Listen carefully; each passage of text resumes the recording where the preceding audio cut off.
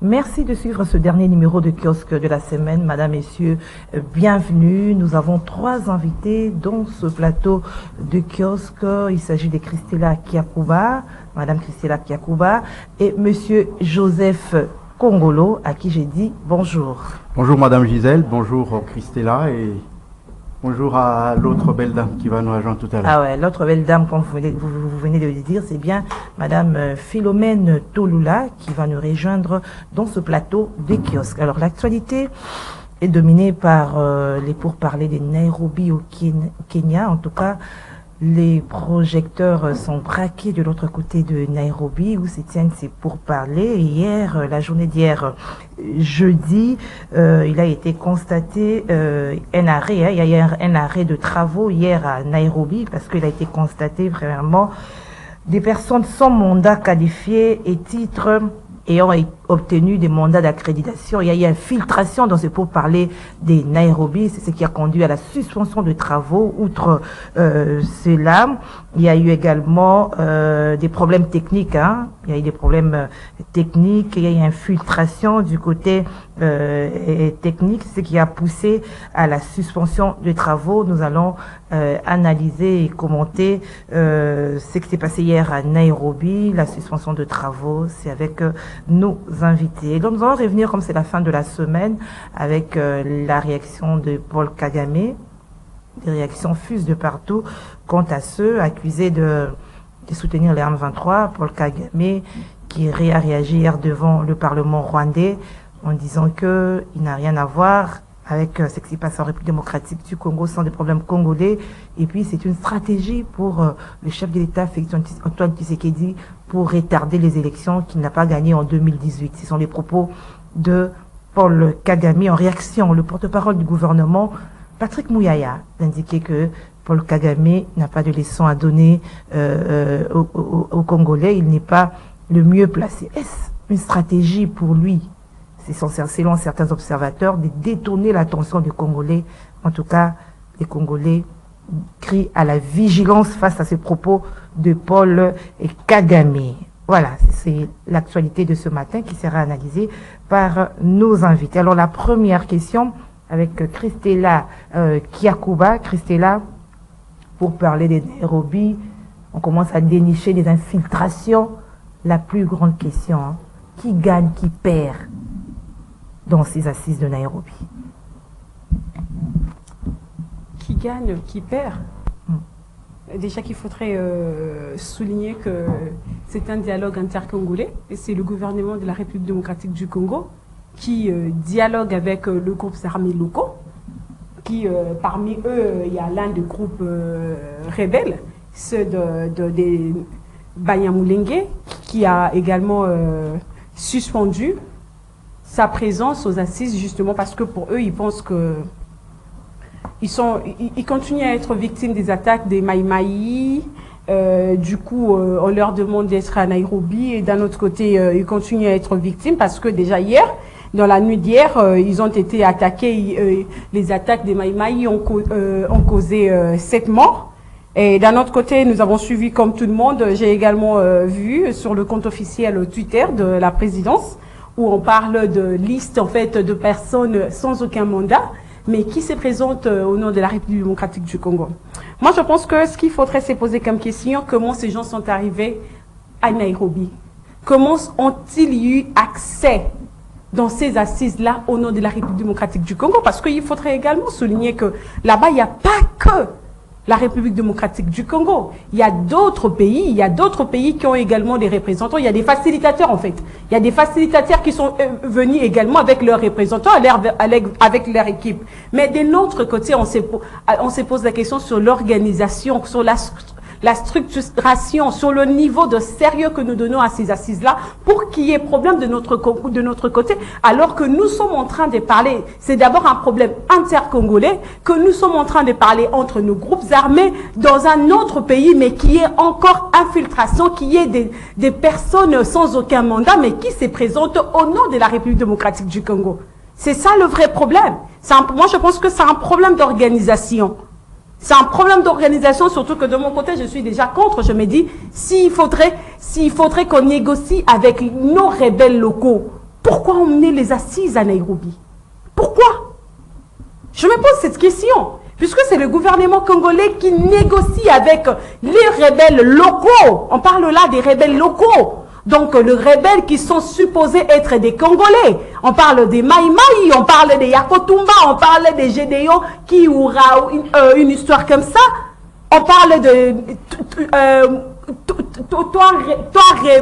Toureba, ceux de Minembwe. On parle de tous ces gens-là. Pourquoi aller négocier à Nairobi pour une question qui concerne que la République démocratique du Congo? Donc, vous voulez dire que le lieu choisi pour la télé... Moi, en tout cas, je suis en train de me poser des questions. Je suis en train de me poser des questions parce que là, il s'agit d'un problème entre Congolais, entre le groupe locaux, les groupes rebelles locaux. Je me pose des questions. Mais s'il faudrait également parler, j'ai vu une vidéo qui est devenue d'ailleurs virale sur la place publique, où on dit qu'il y a eu des puces, on a découvert des puces sur les appareils pour traduction, une histoire comme ça, c'est pas très clair. En tout cas, de mon côté, je ne sais vraiment pas mettre mon opinion justement parce que jusque-là, dans la vidéo, rien n'est dit des concrets. Mais s'il faudrait parler de l'infiltration de ces côtés-là, moi je dirais par contre que l'infiltration, ça fait partie des stratégies des États. Raison pour laquelle, madame, vous allez voir dans nos services de renseignement, dans le département de la politique extérieure, nous avons l'espionnage et les contre-espionnages. Nous avons le département de l'espionnage. Nous avons le département du contre-espionnage. Ça veut dire, c'est ce que ça veut dire. Ça veut dire ceci, que nous sommes très bien conscients qu'il y aura toujours des gens qui vont vouloir nous espionner, qu'il y aura des gens qui vont toujours vouloir nous infiltrer. Mais il faudrait que nous, de notre côté également, qu'on mette en place une stratégie de mécanisme pour contre-espionner, que quand l'espionnage vient, l'espion vient, il faudrait contrecarrer cet espion-là pour qu'il n'ait pas accès à nos informations, à nos renseignements. Ça déjà, c'est la vie pratique des pays. Mais moi encore, je pars encore une fois de plus pour me poser des questions. Je me dis, si sur cette vidéo-là, on dit que les appareils sont du Rwanda, c'est ce que moi j'ai entendu sur la vidéo. Les appareils sont venus du Rwanda. Pourquoi la RDC qui part régler son problème dans un autre territoire, un problème qui concerne la RDC et les groupes armés locaux, que ce soit un autre pays qui nous fournisse ces instruments-là, ces appareils-là? Pourquoi ne sommes-nous pas partis avec nos propres instruments, avec nos propres appareils? Justement parce qu'on devait se mettre dans la tête qu'il y aura toujours des gens qui vont vouloir nous espionner, il y aura toujours des gens qui vont vouloir nous infiltrer. Mais comment nous avons pu contrecarrer? C'est aujourd'hui qu'on parle qu'il faudrait qu'il y ait d'autres appareils qui proviendraient de la RDC pour arriver pour remplacer ceux du Rwanda. Mais la question qu'on se pose, pourquoi pas le faire en amont? Pourquoi pas dévancer? Pourquoi pas anticiper? Jusqu'à quand la RDC va continuer à dire que je viens de subir, c'est alors que je vais agir? Mais non, les États anticipent. Raison pour laquelle on dit même que gouverner, c'est prévoir. Pourquoi pas avoir anticipé? Mais encore, il y a une autre question. Ne savez-vous pas que parmi les négociateurs, parmi les médiateurs, il y a également les Rwandais qui sont sur place, qui écoutent. Et vous le savez aujourd'hui que il y a des mécanismes pour espionner qu'avec un stylo. Il y a des mécanismes pour espionner qu'avec le téléphone. Il y a les dictaphones dans les téléphones. Est-ce qu'il faudrait qu'ils passent par les puces pour espionner alors qu'il y a leurs représentants officiels qui participent à ces négociations-là, qui peuvent écrire, qui peuvent espionner à l'aide de leur téléphone, à l'aide de leur quoi que ce soit, parce qu'il y a des caméras à petit format. Je me pose également des questions. Donc je me dis, j'ai bien peur que nous devenions malheureusement des parano. C'est ça ma peur. C'est ça ma peur. Et arrêtons de nous plaindre, arrêtons de vouloir subir, d'encaisser les buts. Anticipons. Quand nous avons des négociations pareilles, il faudrait partir pas seulement avec le genre, mais il faudrait partir avec tout ce qui va bénéficier de notre sécurité. Merci Christella. Alors, je reviens avec ma question de base. Hein. C'est par rapport à le contour de l'organisation même de ce processus de Nairobi. Au regard de tout ce qui s'y passe, des observateurs estiment que la République démocratique du Congo est en train de perdre en termes de temps, donc en termes de temps, et puis la guerre ne cessera pas. Qu'est-ce que vous en dites? Bien, madame, merci beaucoup pour la question. Je crois que l'ensemble d'agitations autour des négociations à Nairobi démontre un peu l'importance aussi de la chose.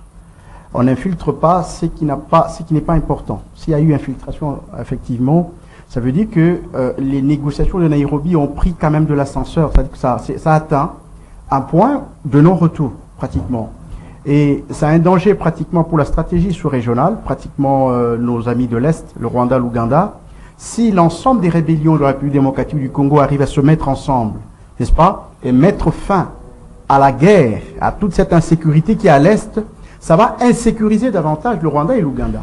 Donc c'est des intérêts colossaux, n'est-ce pas, qu'ils sont en train de perdre, raison pour laquelle ils ont infiltré. Donc l'infiltration, en fait, c'est une manifestation, n'est-ce pas, de désespoir de ce genre là-bas, qui voient dans les horizons tout à fait proches, n'est-ce pas, des intérêts en train de se dissoudre ou disparaître pratiquement dans la nature. Donc je voudrais dire, cette infiltration nous démontre à nous que effectivement il y a du sérieux dans ce qu'ils font. C'est pas la désorganisation. Non, qui organise qui organise les négociations?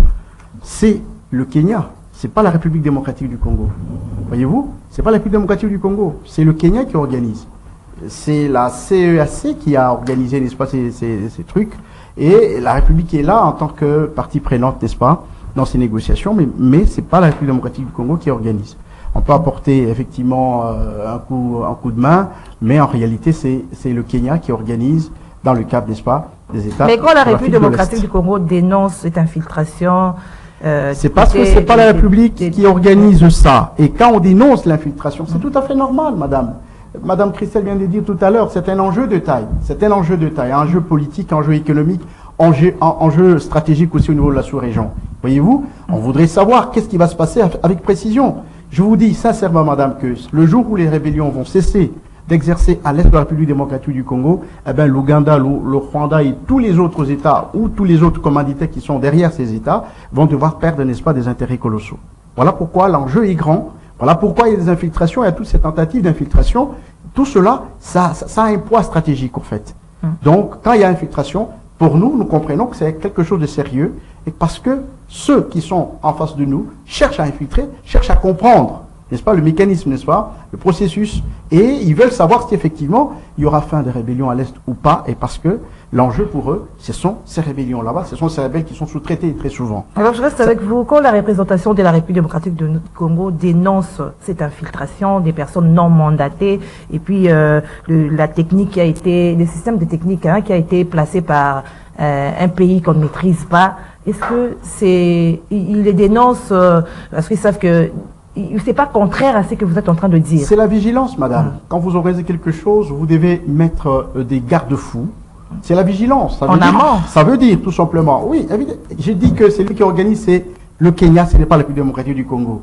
Parce que c'est le Kenya qui organise, nous avons des services de vigilance. C'est tout à fait normal, ça montre qu'ils travaillent et qu'ils sont vraiment au fond, n'est-ce pas, du problème. Et ils ont dénoncé toutes ces choses et voyez-vous, on va amener les appareils traducteurs qui viendront de la République démocratique du Congo. Ça montre bien que le Congo est très vigilant, n'est-ce pas, à cette organisation qui n'est pas nôtre, en fait. Nous sommes partie prenante aux négociations, mais nous ne sommes pas organisateurs. Donc ça montre bien que nous sommes vigilants là où nous sommes partis. Donc je crois que c'est une autre lecture, n'est-ce pas, à faire dans cette histoire. Bon, quand vous parlez du dialogue, vous savez que il faut, Madame Gisèle posait la question tout à l'heure, pourquoi au Kenya et non pas ici? Mais il faut suivre l'historique de ce dialogue. Vous allez comprendre que la sécurité de tous ces rebelles, les gens qui ont tué, qui ont violé, qui ont fait toutes ces choses, ne peut pas accepter de venir à Kinshasa, par exemple. Voyez-vous? Donc, il a suffi à un endroit un peu neutre, où chacun peut se sentir libre et de s'exprimer et de dire tout ce qu'ils veulent. C'est pourquoi, très souvent, les négociations politiques de ce genre se font souvent sur des terres étrangères. Donc, c'est dans la tradition des négociations politiques qui se font d'habitude. Donc, ce que je voudrais dire, c'est que cette histoire, ça a un enjeu politique, ça a un enjeu économique de taille, et ça a un enjeu stratégique. Voyez-vous? Donc, tout ce qui a comme fragilité dans l'ensemble de l'organisation démontre bien, quand ils sont dénoncés, ça montre la vigilance des uns et des autres, n'est-ce pas? Et de l'importance qu'on attache, n'est-ce pas, à ces négociations. Donc, ça montre vraiment que c'est une négociation qui est très importante et par conséquent, elle est fragile à protéger, à sécuriser, d'où ces infiltrations et d'où ces dénonciations aussi. Alors, Madame Philomène Touloula, vous êtes avec nous. Bonjour. Bonjour, Gisèle. Alors, Madame, vous entrez directement dans le vif du sujet. Nous parlons de la dénonciation des infiltrations, du côté humain que technique, aux assises de Nairobi. Est-ce que cela ne remet pas en cause même l'organisation des assises? S'interroge plusieurs personnes aussi. Ça démontre pas qu'il y a une complicité entre le Kenya et le pays accusé d'avoir infiltré ces assises. Merci beaucoup, Madame Gisèle, de m'avoir invité. Je salue mes co-débatteurs sur le plateau. D'entrée de jeu, déjà, je me retrouve devant cette question de vouloir à tout prix comprendre pourquoi est-ce qu'on est en train de dénoncer l'infiltration. Là, j'aimerais dire à tous nos téléspectateurs qu'il faudrait savoir que la République démocratique du Congo a pris une autre allure, c'est-à-dire la vigilance tous azimuts. Donc on ne voudrait plus partir, on ne voudrait plus avancer, ça pour autant revoir et puis inspecter quels sont les accords que nous avons avec les gens avec qui nous collaborons, avec qui nous sommes en sommet.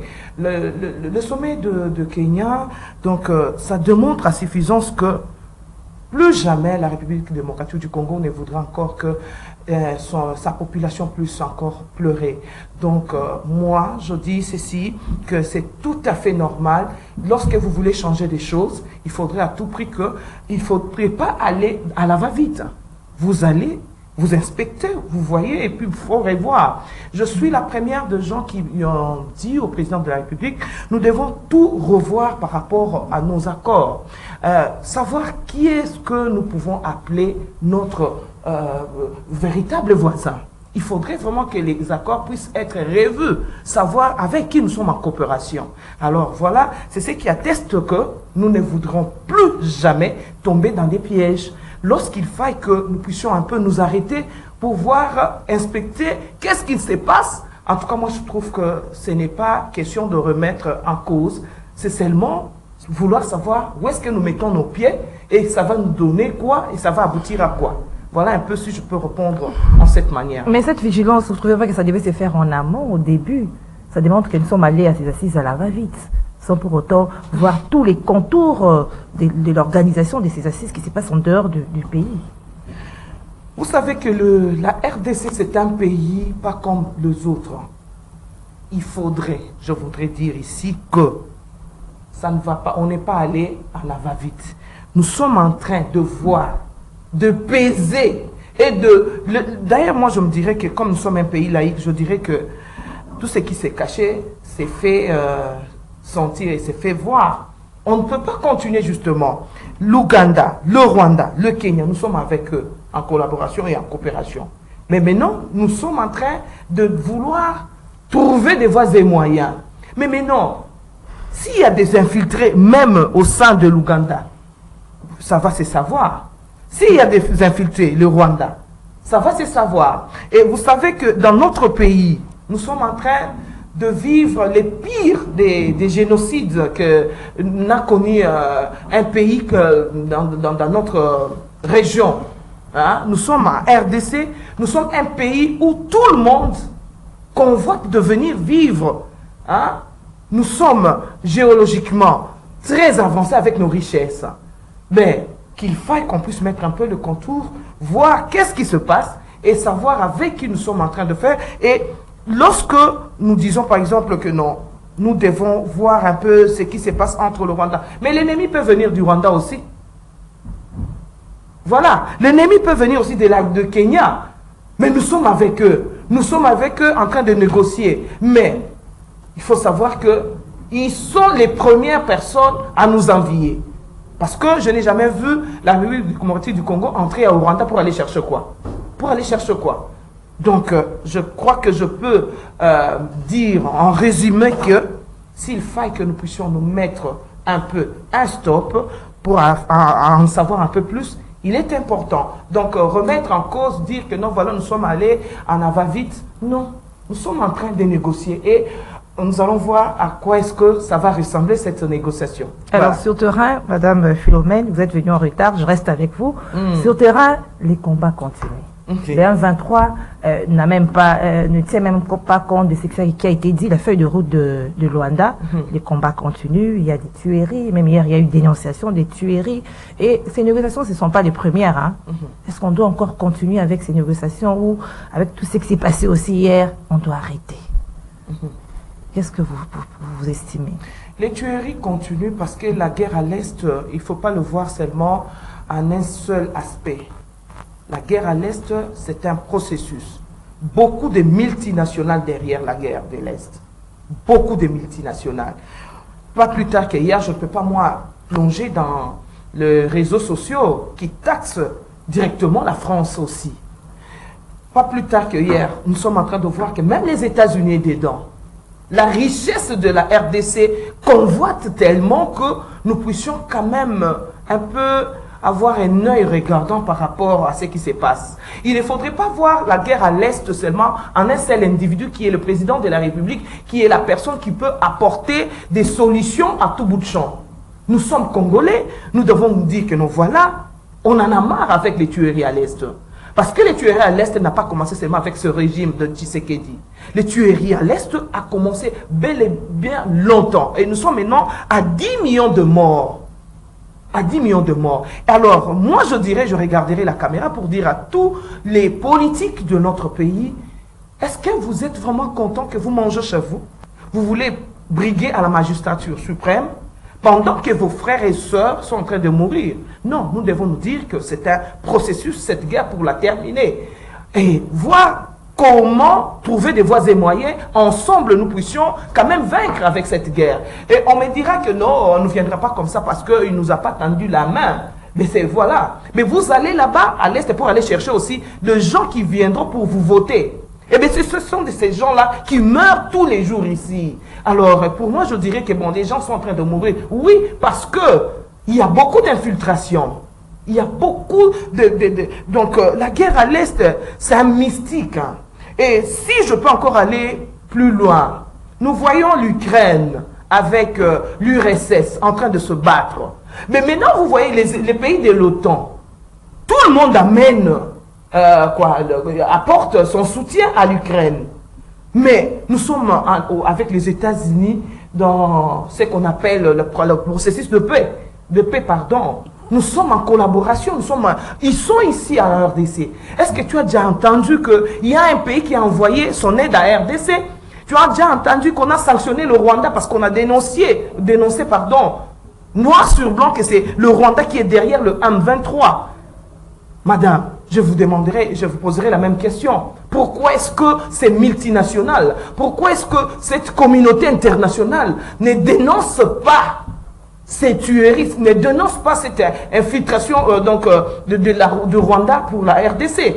Donc, il y a un complot. Et avec ce complot, il faudrait vraiment que nous puissions nous mettre debout, nous Congolais. Je regarde mes compatriotes, je regarde les jeunes que je dirige, pour dire qu'en tout cas nous devons nous ranger derrière le chef de l'État pour être vigilants. Quand on parle de la vigilance, c'est aussi ce que vous veniez de me poser comme question. Voilà que la République démocratique du Congo a dénoncé une infiltration. C'est ça la vigilance, madame. C'est ça la vigilance. Alors le peuple congolais ne peut pas rester comme ça en train d'être dans la distraction pendant que la population de l'Est se meurt tous les jours. Non, la guerre est vraiment multinationale. Et nous devons vraiment avoir des yeux ouverts pour en savoir un peu plus qui est dans cette guerre. Et si c'est seulement le voisin qui est à côté de nous, je ne peux pas aussi, moi, aujourd'hui, plonger dans les réseaux sociaux qui a dénoncé un de nos voisins, que nous pensions qu'il était vraiment notre papa, que nous pensions qu'il était notre véritable frère. Je ne peux pas être poursuivi ici, vous savez, vous scrutez l'information et l'actualité, vous savez. Merci, madame. Alors, nous a dénoncé un voisin proche qui est aussi en collaboration avec l'ennemi. Donc cette guerre, il faudrait que l'on sache que c'est vraiment multinational et que nous devrons ouvrir les yeux. Voilà. Merci, madame Philomène. Alors, madame Christella Kiakouba, faudrait-il arrêter avec ces assises au regard de la situation sur terrain, parce que l'objectif c'est mettre fin à la guerre, ou poursuivre encore? Et puis, quels résultats vous attendez de ce qui se passe à Nairobi? Non seulement Nairobi, parce qu'il faudrait rappeler que jusqu'à présent, en fait, les assises de Nairobi ne concernent pas le M23. Le M23 sont de l'autre côté de l'accord qui a engendré, en fait, qui a abouti à une feuille de route, les négociations de Luanda. Et jusqu'à quand? Nous avons eu l'accord 4 d'Addis Abeba, qui aujourd'hui, toutes les parties prenantes qui ont obtenu, en fait, qui ont eu des recommandations, n'ont jamais rien fait sur terrain. Et ce que nous sommes en train de vivre aujourd'hui, une fois de plus avec le M23, c'est justement aussi que toutes les parties qui étaient concernées dans l'accord 4 d'Addis Abeba en 2013 n'ont pas respecté leurs recommandations. Il y avait la partie communauté internationale, il y avait la partie sous-région, il y avait la partie RDC. Et aucune, il y a au moins la RDC qui s'est forcée à faire quelque chose justement parce que les M23 avaient directement menacé l'ordre public en République démocratique du Congo. Mais justement, la RDC s'était retrouvée dans une situation où personne ne voulait pratiquer, mettre en application les recommandations. Et la RDC, jusqu'à ce qu'aujourd'hui, nous avons encore le problème du M23. Nous sommes partis d'une négociation à une autre négociation. Nous sommes partis d'un accord à un autre accord. Mais pour quel résultat? Il faudra qu'on se pose cette question aujourd'hui. Pour quel résultat? Des résultats momentanés, des solutions, de courtes solutions, des solutions à court terme. Non, non. Aujourd'hui, nous avons vu, moi je l'ai dit, le lendemain de la publication de la feuille de route que c'était un papier de plus. Que rien ne serait exécuté parce que cet accord-là des Luanda nous pose encore autre problème si nous devons les transposer dans la pratique. Il y a beaucoup de points qui seront difficiles à être mis en pratique. C'est un autre problème, cet accord-là. Je l'avais dit que c'est un papier de plus parce que le M23 que nous n'avons pas pu défaire militairement, le M23 que le secrétaire général des Nations Unies dit qu'ils ont un armement sophistiqué, plus sophistiqué que celui de la MONUSCO, alors que la MONUSCO vient en appui à l'armée de la RDC. Et c'est M23 là qui va directement déposer parce que un papier, parce qu'il y a une des signatures qui leur demande de rentrer dans leur position initiale à Sabignon.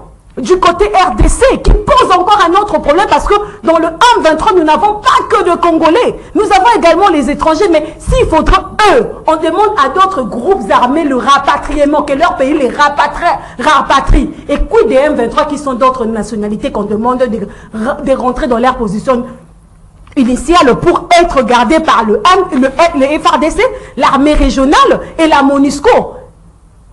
Alors que la MONUSCO... Vous attendez à rien. Non mais attendez, soit on dit c'est le oui et l'amen, nous sommes dans l'église, on dit le oui et l'amen. Même parce que dans des auditeurs aujourd'hui, les élèves, les étudiants ont la possibilité de contredire. Je l'ai démontré dans cette même feuille de route-là. On nous parle du programme PDRC avec le groupe locaux qu'il faudrait qu'ils se rendent pour qu'il y ait des mobilisations. Mais nous avons un problème.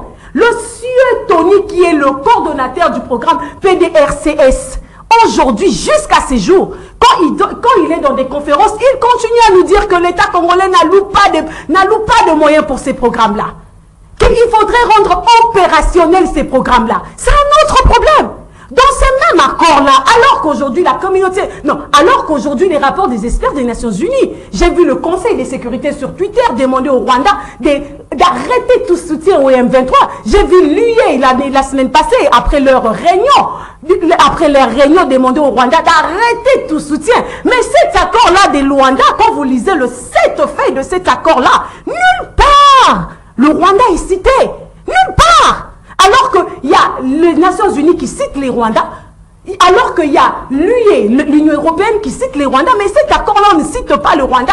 Au contraire, dans le point 9 de cet accord-là, on nous ramène encore une fois de plus dos à dos avec le Rwanda pour dire qu'on arrête tout soutien aux groupes armés, donc comme qui dirait que le Rwanda arrête de soutenir les M23 et que la RDC arrête de soutenir le FDLR. Nous revenons au problème des départs, on nous renvoie dos à dos. Et quand on voit également ce qui se passe à Nairobi, on se pose des questions. Où allons-nous? Alors, quelle voie emprunter pour un bon résultat? Nous allons encore le répéter ici. La RDC est seule. La RDC est quoi convoitée? Mais c'est pas aujourd'hui que la RDC a commencé à être convoitée. Pour les autres, la RDC est un gâteau mondial qu'il faudrait que tout le monde trouve sa part. Mais ça, ce n'est pas un problème parce que c'est connu depuis du temps de Mobutu. Nous l'avons dit ici pendant Kabila. Aujourd'hui, le président Tshisekedi est au pouvoir. Ça continue. Mais la question qu'il faudrait se poser, qu'est-ce que la RDC, qui est déjà informée sur le plan, sur le complot mondial sur son pays, sur ses terres, sur ses sous-sols, qu'a fait la RDC pour contrecarrer le complot mondial? Qu'a fait la RDC? D'où nous continuons à recommander. Organisons-nous à l'interne. Parce que notre salut ne viendra pas de l'Orient, notre salut ne viendra pas de l'Occident, notre salut viendra de nous-mêmes. Mais tout dépendra de notre sérieux, de notre organisation. Nous l'avons toujours dit ici, que personne d'autre peut vouloir les bonheurs de la RDC, alors que le Rwanda, le Kenya, la Tanzanie, le Burundi, l'Ouganda sont bénéficiaires de troubles qui existent en RDC. Tous ces gens-là sont en contrepartie, sont d'un autre côté bénéficiaires. Le Kenya va vous dire que oui, la RDC pour nous, c'est un marché où nous devons venir déverser nos marchandises parce que la RDC ne produit rien. Nous, le Kenya, nous produisons. Nous devons vendre aux Congolais parce qu'ils sont nombreux. Le Rwanda va vous dire que moi, je dois extraire les minéraux de la RDC parce que mon pays doit être construit avec les minéraux de la RDC. L'Ouganda va vous dire la même chose. Nous savons ce qui se passe avec la mutualisation où les ADF, où l'Ouganda a réussi à sécuriser ses frontières. Les ADF continuent à tuer les Congolais alors que l'Ouganda continue à construire la route. Vous voyez un peu, les raids Tabara, on va parler des raids Tabara dans les hauts plateaux d'Ouvira. Ils sont ici depuis l'année passée. Merci Madame Christella. Pour dire une fois de plus que nous avons quatre éléments en politique étrangère des États. Parce que la politique étrangère, c'est la politique du rayonnement. Où les puissants font des faibles leurs assujettis. Nous avons 4 éléments, je vais recommander. Nous avons la diplomatie. Nous avons la diplomatie. Nous avons le renseignement.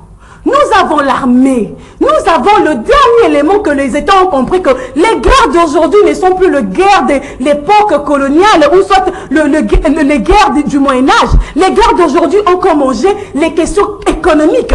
Ils ont rajouté l'économie. Organisons ces 4 secteurs-là. Qui nous nommons dans nos services de renseignement?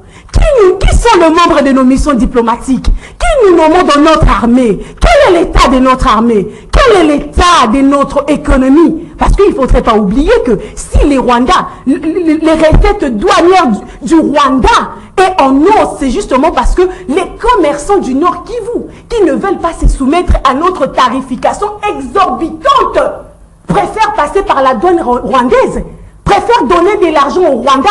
Mais ce sont des questions qui devraient normalement intéresser nos dirigeants. Pourquoi les commerçants congolais qui vivent au Nord Kivu préfèrent passer par les Rwandais? Connaissons tout le problème que nous avons avec le Rwanda, mais préfèrent enrichir la douane rwandaise au détriment de notre propre douane. Justement parce que tout commerçant veut gagner. Si la douane de leur pays leur impose des tarifications exorbitantes, alors que le Rwanda est réaliste et profite de cette faiblesse de notre pays. Pour dire en gros que si nous ne nous organisons pas nous-mêmes, si nous pensons que le salut de notre pays viendra d'ailleurs, nous nous mentons. Organisons-nous, mettons de moyens pour nos services de sécurité, nos services de défense, notre diplomatie. Devenons sérieux, mettons des stratégies en place pour démontrer que nous voulons réellement la paix. Parce que qui veut la paix prépare la guerre. Merci Christella. Détendez-vous un tout petit peu alors, Monsieur Joseph Kongolo. Alors que le Rwanda est accusé d'être derrière le M23, on va revenir sur la réaction de Kagame au Parlement. Je le disais tantôt dans l'annonce, il n'en est pour rien. Les groupes armés, ils sont nombreux, plus de 40 groupes armés en République démocratique du Congo, c'est ça. Et si c'était le Rwanda, ils allaient se mettre en groupe. Et en plus, il y a cette question des élections et que Félix Tshisekedi, le président de la RDC, est en train de tout faire pour retarder les élections parce qu'ils n'avaient pas gagné en 2018. Quelle réponse vous donnez? D'abord, un argument de faiblesse. Vous vous rappelez que le Rwanda a fait des voyages plus que Félix. Quand le Félix a réussi à l'indexer sur le plan international, que c'était le Rwanda qui a agressé la République démocratique du Congo. Paul Kagame a fait des voyages qu'il n'avait jamais fait pour aller se justifier à l'extérieur. Donc ce sont des réactions de faiblesse. Deuxièmement, effectivement, le ministre de la Communication l'a dit, qu'est-ce que le Rwanda peut nous donner comme leçon en matière de démocratie et en matière d'élection? Je crois qu'il n'y a rien. Mais ce que je veux dire avec précision, c'est quoi? C'est que je comprends que le Rwanda aujourd'hui, M23, entre dans la stratégie électorale de 2023. Au profit de qui? Parce que Kagame l'a dit, il parle des élections de 2018, il parle des élections de 2023, on comprend très vite. Aujourd'hui, la meilleure lecture, c'est celle de comprendre que le M23, les agitations de Paul Kagame, toutes ces déclarations, toute la sécurité qu'il y a dans la bande ouest, qui semble venir aussi, n'est-ce pas, de l'est, par le Congo-Brazzaville, entre dans la stratégie électorale de 2023. Madame, il n'y a pas une autre lecture que celle-là. Kagame l'a dit clairement. Donc on comprend, c'est au profit de qui? C'est clair, moi je vous le dis, je suis un analyste. Je vous dis que cette stratégie est au profit d'abord du clan Kabila, et dans ce clan, vous avez Kaméré, vous avez aussi Moïse Katumbi. Je le dis et je vais le vérifier. Ce sont eux qui poussent Kagame à dire ça? Je ne dis pas que ce sont eux qui poussent. J'ai dit que Kagame entre dans la stratégie électorale de 2023. Okay. Tout simplement. Mais c'est au profit de qui? Ça, c'est ma lecture maintenant. C'est au profit de qui Kagame entre dans la stratégie électorale 2023? Toute sa déclaration là-bas, c'était pour travailler contre, n'est-ce pas, la notoriété de Félix Tshisekedi. C'est ça la déclaration qu'il a faite devant son Parlement. Voilà, il n'a pas réussi aux élections 2018. Voilà, il veut tout simplement reporter les élections 2023 en se cachant derrière, n'est-ce pas, les sécurités à l'Est. Donc c'est clair, c'est clair. C'est une stratégie pour détourner l'attention des Congolais face à la guerre. En quelque sorte. Donc je voudrais tout simplement dire que aujourd'hui, la politique interne de la République démocratique du Congo, sur le plan stratégique, fait intégrer des éléments étrangers, en particulier, c'est le Rwanda, c'est la guerre de l'Est, et c'est toute la sous-région qui entre dans cette stratégie. Malheureusement. Malheureusement. Et qui doit faire la République démocratique du Congo, les Congolais en général, face à ces propos? Non, face à ces propos, on invite. D'abord, la première chose, c'est de savoir les qualifier et les classifier. On a tout simplement compris qu'ils roulent pour une certaine classe politique en République démocratique du Congo. Tout simplement. Madame, vous êtes dans un autre État. Comment vous pouvez dire que c'est là, il fait tout ça pour qu'il n'y ait pas élection à la date? Il fait, d'ailleurs, les élections de 2018, il ne les a pas gagnées. Quel est l'intérêt qu'il y a? Or, c'est le discours interne. C'est le discours interne que nous avons ici, que Kagame a reporté. Qui véhicule ce discours interne? C'est clair, madame. La relation est très claire à établir. Qui véhicule ce discours? C'est un discours interne. Kagame n'a pas créé. C'est pas nouveau, ça. C'est un discours qui se dit déjà, qui existe ici en République démocratique du Congo. Quand Kagame relaye, très facilement, on fait ce rapprochement-là. Que vous le vouliez ou non, on fait la stratégie, on comprend. Ce rapprochement est très clair.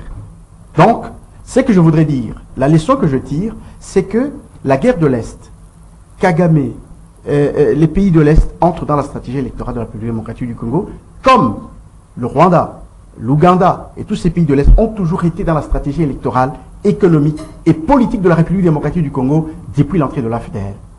Donc c'est une dimension de l'analyse qu'il faudra tenir compte désormais dans la stratégie électorale et dans la stratégie nationale. Merci, M. Joseph Kongolo. Madame Philomène Tolula, comme l'a dit votre co-débatteur, ces propos sont des propos il a révélé les propos de nos opposants, vérité des urnes, tout le monde le sait. Mais c'était lui le président de l'Union africaine en 2018. Il a relayer cela.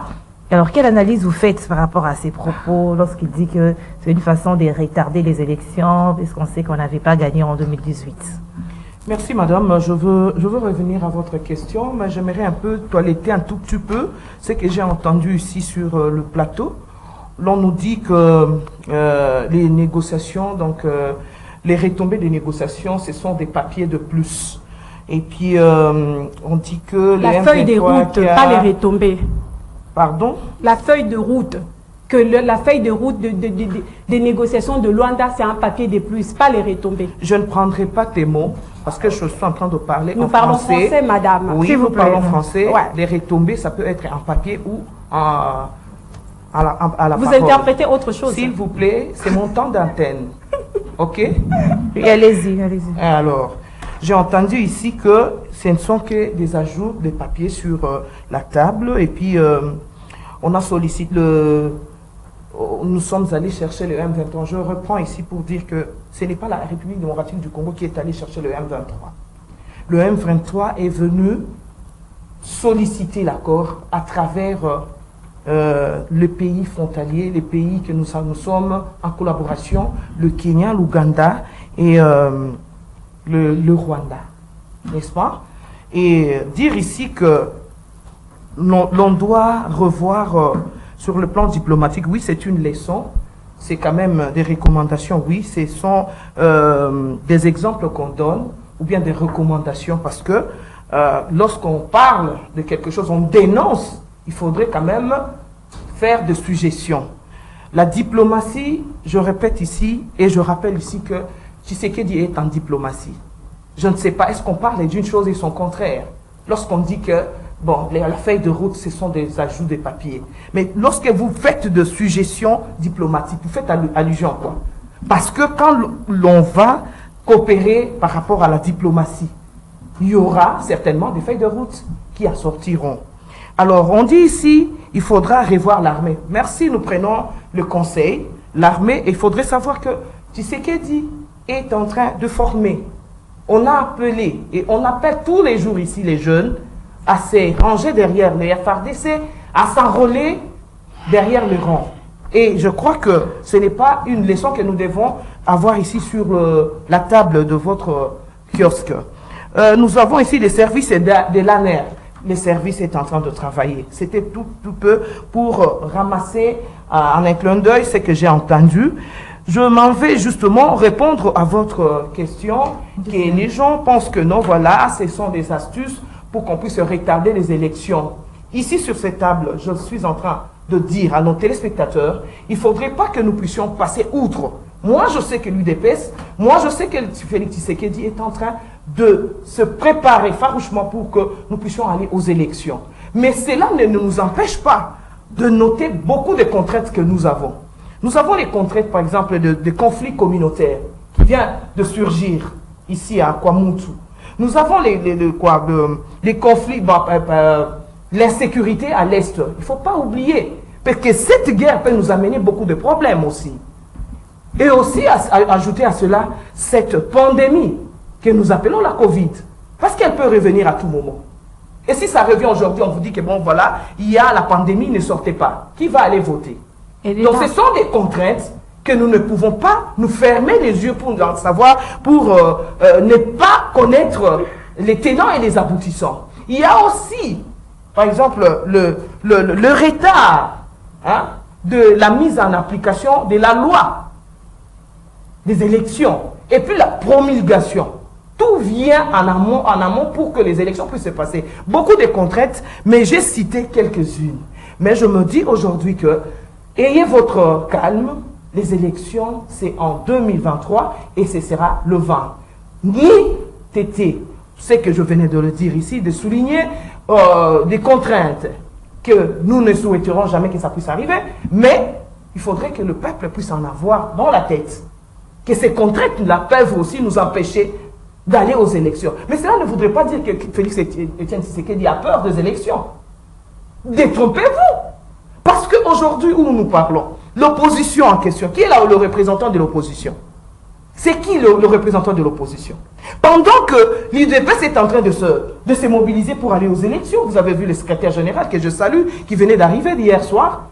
Nous sommes en province, nous montrons sur la place publique que le peuple n'attend que les élections. Et vous n'avez pas répondu à la question. En attendant les contraintes que je viens de citer ici, sachez très bien que l'UDPS se prépare correctement pour les élections et pour vaincre les élections. Et pour vaincre. Et quand je dis ici vaincre les élections n'a jamais été un cadeau. Il faut se battre. Il faut se battre et vaincre les élections. Et là, je me dis que, je regarde la caméra encore pour dire qu'en tout cas, si vous croyez que nous allons nous cacher derrière les accords, nous allons nous cacher derrière les histoires du calendrier électoral pour ne pas aller aux élections, ça c'est faux. il y a une institution qui n'a que comme prérogative les élections, c'est la CENI. C'est la CENI qui nous dira que non, je suis prêt d'aller aux élections. Et vous verrez ensuite si l'UDPS ne va pas vaincre ou bien n'est pas vaincre les élections. Mais dire que non, il y a des manœuvres aléatoires pour ne pas aller aux élections, ça c'est faux, maman. Nous sommes en train de nous préparer et croyez voilà, Christella n'a pas répondu à la question par rapport aux propos sur les élections. Sur Kagame. Moi, par contre, j'irai d'un autre point de vue, en fait. Parce que les propos sur les élections, ce n'est que l'accessoire sur le principal. Déjà entendre tout ce que Kagame a dit, ce n'est que normal. Nous, quand nous parlons du Rwanda, qu'est-ce que nous disons du Rwanda? Nous pointons du doigt le Rwanda. C'est le Rwanda qui agresse notre pays. C'est le Rwanda qui est responsable de plus de 10 millions de morts de la RDC. C'est normal. Mais il y a un point de vue, malheureusement, même notre gouvernement n'a pas pu soulever ces points de vue-là. N'a pas pu décrypter, en fait, le message de Kagame. Dans le discours de Kagame devant sa représentation nationale, Kagame a répété l'histoire de la guerre. C'est ça que moi j'ai retenu parce que c'est ça la principale de son discours devant l'Assemblée nationale. Kagame dit que notre président dit qu'il est prêt à aller à la guerre s'il faudrait qu'il y ait la guerre. Et dans ce discours-là, Kagame nous dit indirectement que je suis également prêt à aller en guerre contre vous. C'est ça le message essentiel. C'est ça le principal. C'est ce que je suis en train de dire. Que Kagame nous a réagi qu'il est également prêt, son pays est également prêt à aller en guerre. Alors, de notre côté, qu'est-ce qu'il faudrait qu'on fasse? C'est préparer également. Le Rwanda s'est dit qu'il est prêt. Est-ce que la RDC est prête? Préparons-nous.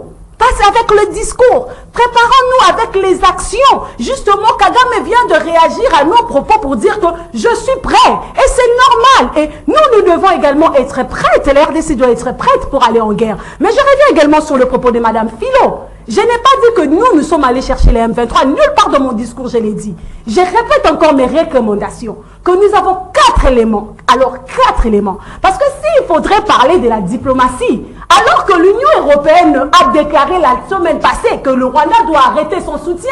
Mais je vous informe que le chef du renseignement français est au Rwanda. Il y a eu renouement des relations de renseignement entre les deux pays.